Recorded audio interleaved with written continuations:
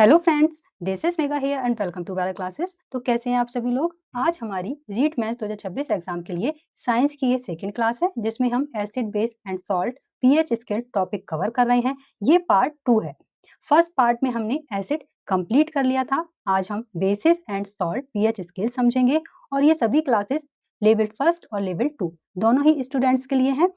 तो अगर आप लोगों ने फर्स्ट पार्ट नहीं देखा है तो डिस्क्रिप्शन बॉक्स में लिंक दिया है, वहां से आप फर्स्ट पार्ट देख लेंगे और ये सभी क्लासेस आपको रीट मैथ्स 2026 एग्जाम में तो हेल्प करेंगी। साथ के साथ जो भी स्टूडेंट बीपीएससी टीआरई 4 की तैयारी कर रहे हैं, केबीएस की तैयारी कर रहे हैं, सुपर टेट की तैयारी कर रहे हैं, किसी भी स्टेट टेट की तैयारी कर रहे हैं, सभी टीचिंग एग्जाम में आपको ये क्लासेस हेल्प करेंगी। तो चलिए क्लास को स्टार्ट करते हैं। क्लास को शुरू करने से पहले आप सभी चैनल को सब्सक्राइब कर लेना, बेल आइकन को प्रेस कर लेना जिससे कि नेक्स्ट वीडियो का अपडेट आपको मिल जाए। क्लास अच्छी लगती है तो लाइक जरूर करें, दोस्तों के साथ शेयर जरूर करना। तो चलिए आज की क्लास हम स्टार्ट करते हैं। तो बेस क्या होते हैं, सबसे पहले हम समझेंगे कि जो बेस या क्षार वर्ड है ये कहाँ से लिया गया है। ये अरबिक भाषा या अरबी भाषा के एल्कली शब्द से बना है जिसका शाब्दिक अर्थ क्या होता है, पदार्थों की राख या भस्म। और सोडियम और पोटेशियम सबसे पहले राख से प्राप्त किए गए थे जो प्रकृति में कैसे होते हैं, क्षारीय होते हैं।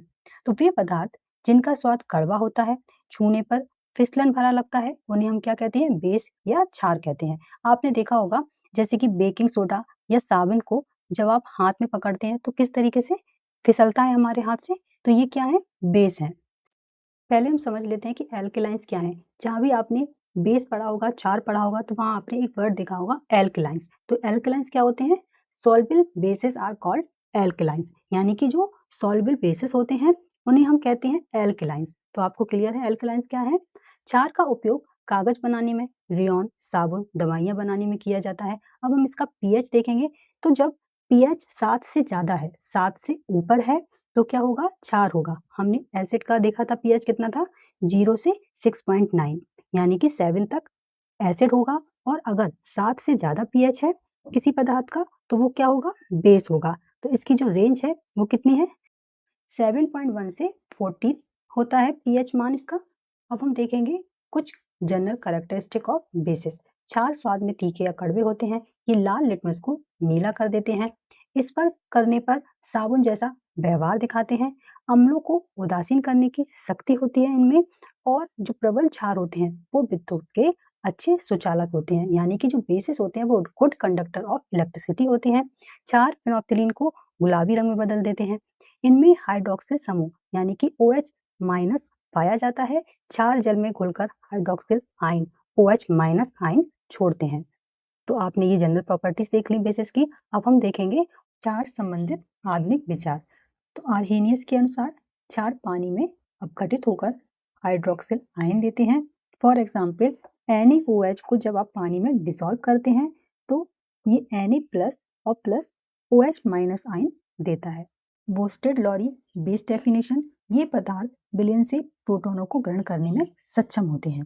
For example NH3 plus H2O NH4 plus और प्लस OH माइनस आयन बनाते हैं। तो ये हमने बोस्टेड लॉरी की एसिड वाले सिद्धांत में भी समझा था कि अम्ल क्या है, प्रोटॉन दाता होते हैं, और क्षार क्या होते हैं, प्रोटॉन स्वीकार करता होते हैं। आई होप आपको क्लियर है। आप लोग फर्स्ट क्लास जरूर देखना क्योंकि सभी कॉन्सेप्ट एक दूसरे से रिलेट करते हैं। अब हम समझेंगे क्लासिफिकेशन ऑफ बेसिस, क्षारों का वर्गीकरण।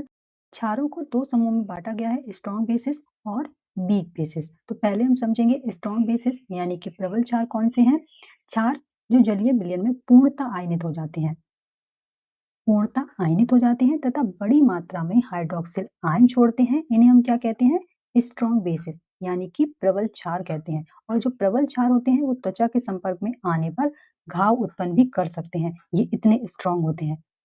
अब हम इनके कुछ एग्जाम्पल देखेंगे स्ट्रॉन्ग बेसिस के। फर्स्ट है सोडियम हाइड्रोक्साइड। सोडियम हाइड्रोक्साइड को हम क्या बोलते हैं, कास्टिक सोडा भी बोलते हैं या दाहक सोडा भी इसे कहते हैं। यह एक सफेद क्रिस्टलीय ठोस है, जल में घुलनशील है तथा इसका जलीय विलयन क्षारीय होता है, यानी कि एल्केलाइन होता है। यह साबुन के पानी की तरह चिकना होता है। यह अत्यधिक संचारक होता है तथा त्वचा को जला देता है। जब सोडियम क्लोराइड के जलीय विलयन में विद्युत प्रवाहित की जाती है तो यह विघटित होकर सोडियम हाइड्रोक्साइड बनाता है और इस प्रक्रिया को क्या कहते हैं, क्लोर क्षार प्रक्रिया कहते हैं। जब सोडियम क्लोराइड के जलीय घोल में बिजली प्रवाहित की जाती है तो एनोड पर क्लोरीन गैस और कैथोड पर हाइड्रोजन गैस निकलती है। कैथोड के पास ही सोडियम हाइड्रोक्साइड घोल बनता है। तो जो क्लोर क्षार प्रक्रिया है उसके उत्पाद कौन कौन से हो गए? सोडियम हाइड्रोक्साइड यानी कि NaOH, क्लोरीन गैस Cl और हाइड्रोजन गैस H2। यहाँ पर आप रिएक्शन भी देख सकते हैं, 2NaCl plus 2H2O, 2NaOH plus Cl2 और प्लस H2। तो क्लोरीन क्षार प्रक्रिया के उत्पाद आपको क्लियर है, सोडियम हाइड्रोक्साइड, क्लोरीन गैस और हाइड्रोजन गैस। नेक्स्ट हम देखेंगे इसके यूजेस क्या है, यानी कि उपयोग क्या है सोडियम हाइड्रोक्साइड के? साबुन, डिटर्जेंट, कागज और रेशम उद्योग में, पेट्रोलियम के शुद्धिकरण में, प्रयोगशाला में अभिकर्मक के रूप में, कार्बन डाइऑक्साइड के अवशोषण में, रंगाई उद्योग में, कपड़ा और कागज बनाने में, कारखानों को साफ रखने में। तो इन सभी में किसका यूज होता है? सोडियम हाइड्रोक्साइड का, यानी कि NaOH का। अब हम समझेंगे पोटेशियम हाइड्रोक्साइड। इसका केमिकल फॉर्मूला क्या है? KOH। यह एक अकार्बनिक यौगिक है, यानी कि इनऑर्गेनिक कंपाउंड है ये। इसे कास्टिक पोटास के नाम से भी जानते हैं। यह एक सफेद ठोस पदार्थ है जिसका उपयोग मुख्य रूप से हल्के साबुन के निर्माण के लिए किया जाता है। नेक्स्ट देखेंगे कैल्शियम हाइड्रोक्साइड, जिसे हम बुझा हुआ चूना भी कहते हैं। अब जो कैल्शियम हाइड्रोक्साइड है इसका निर्माण बुझे हुए चूने के साथ जल मिलाकर किया जाता है। यह एक व्हाइट कलर का पाउडर होता है और इसके जलीय विलयन में जब कार्बन डाइऑक्साइड गैस प्रवाहित की जाती है तो चूने का पानी कैसा हो जाता है? मिल्की हो जाता है, यानी कि दूधिया हो जाता है। तो आप लोग याद रखेंगे। और इसका उपयोग क्या है? रोगाणुनाशी प्रकृति के कारण सफेदी के रूप में इसको यूज किया जाता है। चर्म शोधन उद्योगों में इसका उपयोग किया जाता है, भवन निर्माण में, विरंजक चूर्ण में और संकरा शोधन में इसका उपयोग किया जाता है। तो आप लोग याद रखेंगे। अब हम देखेंगे वीक बेसिस किसे कहते हैं? वीक बेसिस वे क्षार जो जलीय विलयन में आंशिक रूप से आयनित होते हैं तथा थोड़ी मात्रा में हाइड्रोक्साइड आयन छोड़ते हैं, उन्हें हम वीक बेसिस कहते हैं। इनके कुछ एग्जाम्पल देख लेते हैं। Ammonium hydroxide, iron hydroxide, magnesium hydroxide, तो ये सभी वीक बेसिस हैं। तो यहाँ पर हमारे बेसिस कंप्लीट हो गए। अगर आपका कोई डाउट है, कोई आपका क्वेश्चन है तो आप लोग कमेंट करके पूछ सकते हैं। और अगर आपको क्लास अच्छी लग रही है तो लाइक जरूर करना, दोस्तों के साथ शेयर जरूर करना। अब हम समझेंगे इंडिकेटर्स। तो ये क्या है? वे पदार्थ जिनका उपयोग किसी पदार्थ की अम्लीय या क्षारीय प्रकृति की पहचान करने के लिए किया जाता है उन्हें हम इंडिकेटर्स के रूप में जानते हैं। कुछ नेचुरल इंडिकेटर्स होते हैं जैसे कि litmus, turmeric, china rose petals जिसे हम गुड़हल कहते हैं, और रेड कैबेज जूस। तो ये सभी कैसे इंडिकेटर्स हैं? नेचुरल इंडिकेटर्स हैं और इन सभी का यूज हम सब्सटेंस की एसिडिक और बेसिक प्रकृति का पता लगाने के लिए करते हैं। अब ये जो नेचुरल इंडिकेटर्स हैं इनको हम एक एक करके समझेंगे। तो जो लिटमस है ये हमें कहाँ से मिलता है? ये हमें लाइकेन से मिलता है और ये आम तौर पर एक घोल के रूप में या लाल और नीले लिटमस पेपर के रूप में उपलब्ध होता है। अब ये किस तरीके से वर्क करता है ये हम समझेंगे। तो जब लिटमस को एसिड सॉल्यूशन में मिलाया जाता है तो ये रेड कलर देता है और बेसिक सॉल्यूशन में इसका कलर ब्लू हो जाता है। और जो डिस्टिल वाटर है उसमें ये पर्पल यानी कि बैंगनी कलर देता है। अब हम एक पिक्चर्स के थ्रू समझेंगे। आप लोगों ने लैब में इस तरीके की रेड और ब्लू लिटमस पेपर की जो स्ट्रिप होती हैं वो यूज की होंगी। आपने लैब वगैरह में भी इनका यूज किया होगा। तो जो ये ब्लू कलर की लिटमस पेपर है ये एसिडिक सॉल्यूशन में रेड कलर देगी, यहाँ पर आप फिगर में देख सकते हैं। और जो रेड लिटमस पेपर है ये बेसिक सॉल्यूशन में ब्लू कलर देगा। तो ब्लू लिटमस पेपर एसिड में रेड हो जाएगा और red litmus paper basic solution में ब्लू हो जाएगा। आई होप आपको ये चीज क्लियर है। अगर आपको कोई डाउट है, कोई कंफ्यूजन है तो आप लोग कमेंट करके पूछ लेना। अब नेक्स्ट हम लोग समझेंगे टर्मरिक, जिसे हम हल्दी कहते हैं। तो ये बेसिक मीडियम में डीप ब्राउन और रेडिश कलर का हो जाता है। फॉर एग्जाम्पल जब आप कपड़ों पर हल्दी का दाग धोते हैं, जब आप उस पर साबुन लगाते हैं तो वह लाल या डीप ब्राउन हो जाता है। आप लोगों ने नोटिस किया होगा। ऐसा इसीलिए होता है क्योंकि जो साबुन का घोल है वो बेसिक इन नेचर है, यानी कि क्षारीय प्रकृति का होता है। अब हम चाइना रोज को देख लेते हैं, जिसे हम हिंदी में गुड़हल कहते हैं। इसका यूज कैसे करते हैं? जो चाइना रोज होता है, इन फूल की पंखुड़ियों को पानी में डाला जाता है और एक हल्का गुलाबी घोल बना लिया जाता है। फिर इसी हल्के गुलाबी घोल का उपयोग इंडिकेटर्स के रूप में किया जाता है। तो अगर सॉल्यूशन का कलर डीप पिंक यानी कि मर्जेंटा हो जाता है तो सॉल्यूशन एसिडिक है, और अगर सॉल्यूशन का कलर ग्रीन हो जाता है तो सॉल्यूशन कैसा है? बेसिक होगा। आई होप आपको ये क्लियर है। नेक्स्ट समझेंगे रेड कैबेज जूस। तो जो रेड कैबेज होता है वो आप लोगों ने देखा होगा, वो जनरली कैसा होता है? पर्पल कलर का होता है। तो अगर बेसिक मीडियम है तो ये पर्पल से ग्रीन में बदल जाएगा, और अगर सॉल्यूशन एसिड है तो ये रेड कलर का हो जाएगा। अब हम समझेंगे न्यूट्रल सॉल्यूशन क्या है। तो वे सॉल्यूशन जो रेड और ब्लू लिटमस का रंग नहीं बदलते हैं उन्हें हम न्यूट्रल सॉल्यूशन कहते हैं, यानी कि उदासीन विलयन कहते हैं। अब नेक्स्ट हम समझेंगे न्यूट्रलाइजेशन यानी कि उदासीनीकरण क्या है। तो वह अभिक्रिया जिसमें अम्ल और क्षार के साथ अभिक्रिया करके सॉल्ट और वाटर बनता है, उस रिएक्शन को क्या कहते हैं? न्यूट्रलाइजेशन कहते हैं। तो अब हम ये जानते हैं कि जो एसिड और बेस हैं वो केमिकली कैसे हैं? एक दूसरे से विपरीत पदार्थ हैं। इसलिए जब अम्ल को क्षार के साथ मिलाया जाता है तो वो एक दूसरे के प्रभाव को कैंसिल कर देते हैं, उदासीन न्यूट्रलाइज कर देते हैं। और इस प्रक्रिया में अम्ल की जो अम्लीय प्रकृति होती है और क्षार की जो क्षारीय प्रकृति होती है वो दोनों ही नष्ट हो जाती हैं, और जो घोल बनता है वो न्यूट्रल बनता है यानी कि उदासीन होता है। और अपक्रिया के दौरान बनने वाला जो सॉल्ट होता है वो एसिडिक, बेसिक और न्यूट्रल यानी कि अम्लीय, क्षारीय या उदासीन कैसा भी हो सकता है।